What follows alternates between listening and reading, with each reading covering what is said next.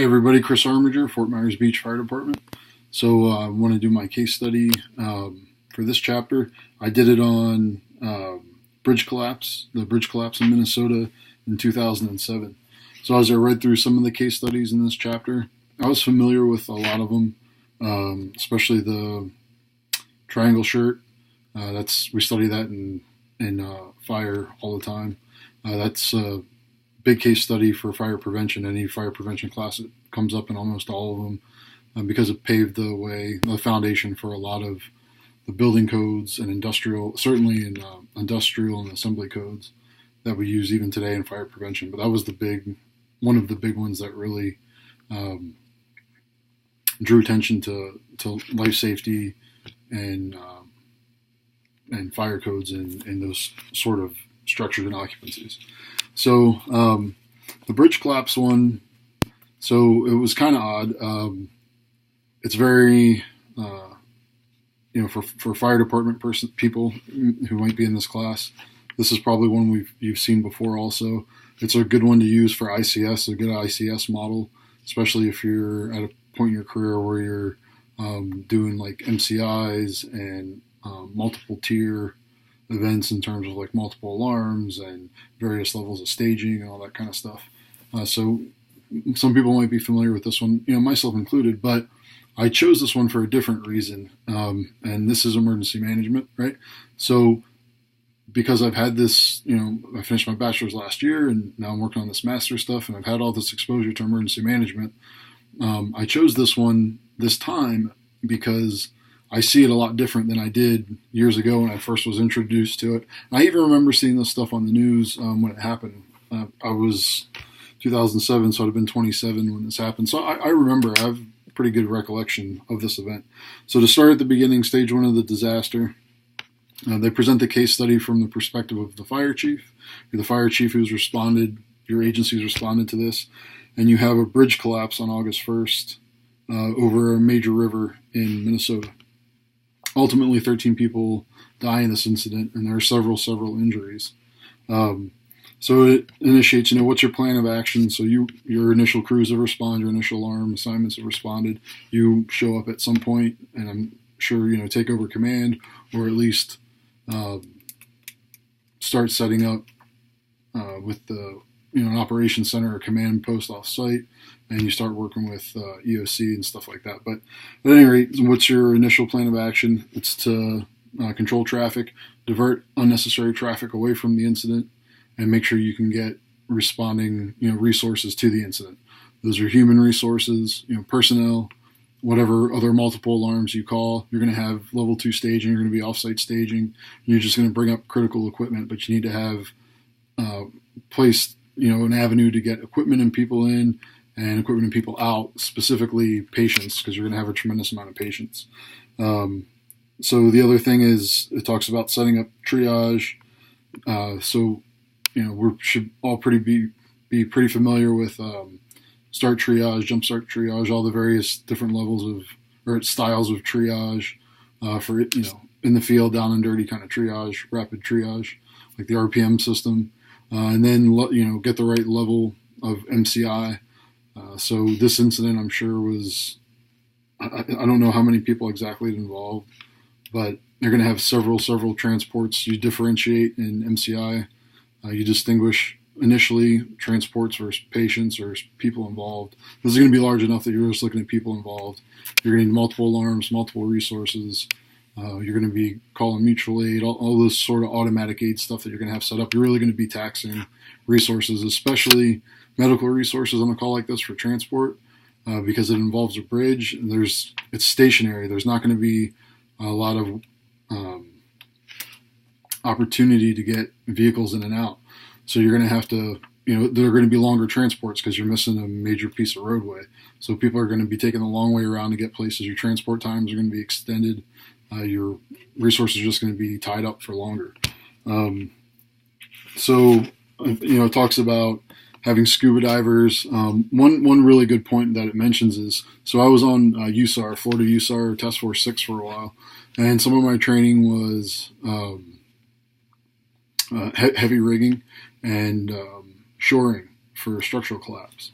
So I always tell people, the best, why I liked USAR, my greatest takeaway from USAR was not knowing how to do a lot of this stuff. I can't remember, the requirements for shoring. I can't really remember how to do a lot of the heavy rigging stuff. Not done it in several years.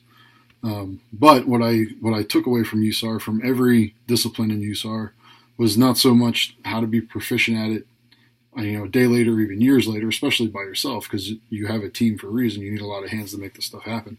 But is to recognize hazards, recognize what's beyond the scope of a single engine, a single battalion, a single alarm, stuff like that. Like to get on scene and be like, hey, I know that this is, this situation is no good. I'm going to need a lot more stuff. It's a high hazard, right? High risk, low frequency.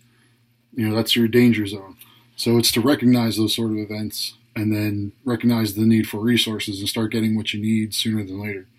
So you fast forward to stage 2 of the disaster, and it says you're attempting to provide search and rescue around the bridge, and you're operating in the water. So what sort of special equipment might you need? It recommends, trying to call for a barge, get something in the water so you can work in the water safely. But one of the things I wanted to mention about stage 1 and stage 2, the text mentions a little bit, is to start looking for resources that you wouldn't normally use. So again, being on USAR, something that crosses my mind immediately, we call structural engineers all the time, especially if it's a shoring thing, especially if it's any sort of collapse where we're going to start shoring, we're going to start using heavy equipment like cranes or heavy rigging or anything like that to move big stuff. We have a structural engineer that's part of the team. This is unique because it's a bridge, so you can start out if you have a local or USAR team that can respond quickly. Call them, get the structural guy there, because at least he knows something.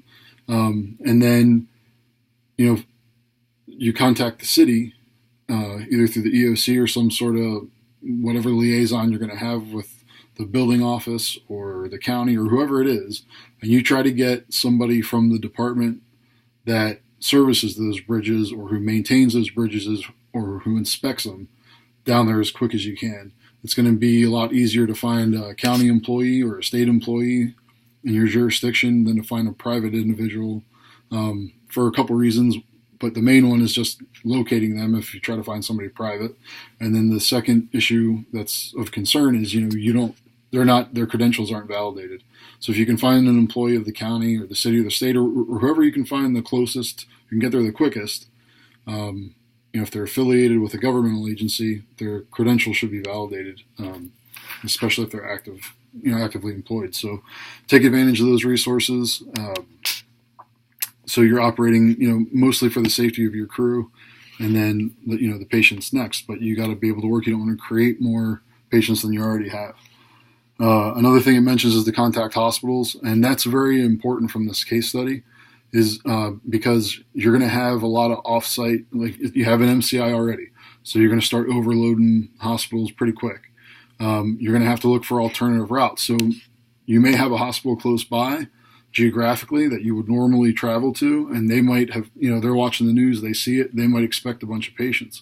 But because of the travel delays, because now you've had to divert traffic coming and going from wherever you are, plus you don't have that access on that major highway. So there might be other hospitals closer that you're going to be transporting to, that people who are able, your walking wounded, your greens that were able to get up and get out of there, or they're going to self-transport. Anybody who can self-extricate is probably not going to wait for an ambulance. They're just going to go. So you have to start calling hospitals and contacting hospitals. If you have an EMS agency, likely they have a transport officer who has bed counts, and they can start, setting up transport for hospitals maybe 2 or 3 deep that you wouldn't normally transport to, just so the local ones, who's going to get all the walking wounded, who's going to get all the self-transports, and who's going to get people just showing up at the hospital looking for people, when they get all inundated, you have better places to take people. And then the third part of the disaster, it always talks again about different resources. Now you've transitioned to recovery. So anyone you could extricate, you did. The walking wounded, they're come and gone. So now it's body recovery. So how do you switch from a response to a recovery? what happens when you make that transition. So one is resources, of course. First, your IAP, you're a fire chief, so keeping it at that level, your IAP is going to change. That's the first thing.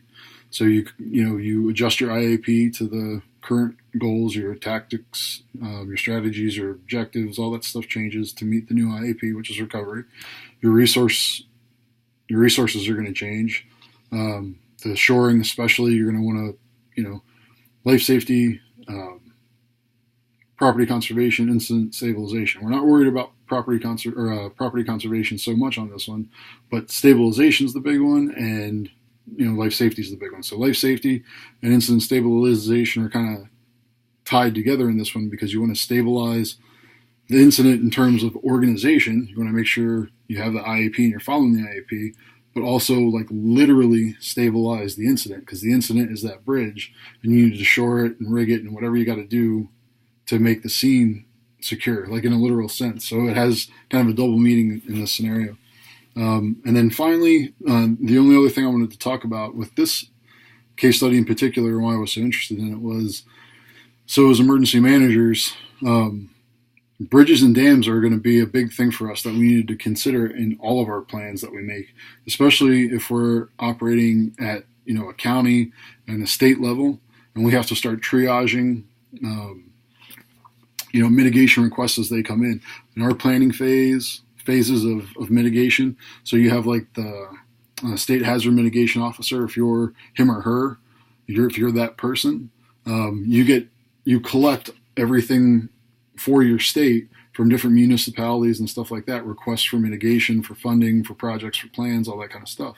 So you need to triage those things, and anything that affects bridges and waterways, dams, dikes, levees, anything that has to do with flood and water and bridges, if you have an opportunity to build those into a mitigation plan to get funding to repair bridges, dams, and stuff like that, you really, really, really need to try to take advantage of that situation as an alternative resource for whichever agency might be responsible for that sort of stuff. So if Public Works, Roadways, DOT, whoever is in charge of bridges, if, as the mitigation officer for your state, if you can create a plan, for funding a mitigation plan that includes replacement and repair of that sort of critical infrastructure, it's tremendously important, because if you have an incident down the road, and you have bridges in your area that are, I think they call it incident critical, or structure critical is a term they use, where if one component on that bridge fails, the whole bridge fails. Some reading I did, 1 in 30 in the country are rated at that, or have been assessed at that critical level of near failure. So, you can have all these heavy rigging equipment coming into a scene. If you have a big city like Atlanta, like Orlando, like Miami, Jacksonville, Tallahassee, we just had the hurricane last week. So if you're bringing a bunch of stuff into the Panhandle and you're relying on bridges that are 50, 60 years old to bring tons and tons and tons of equipment in a short amount of time, you need, as part of your mitigation plan and just planning in general, to consider that sort of infrastructure to move resources over.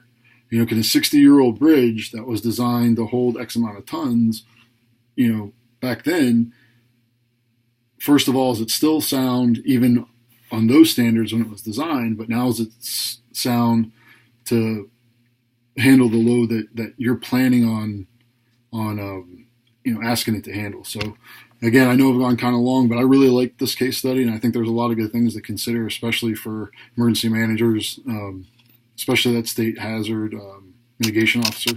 He or she really needs to have a broad perspective of how we think of things, a holistic approach.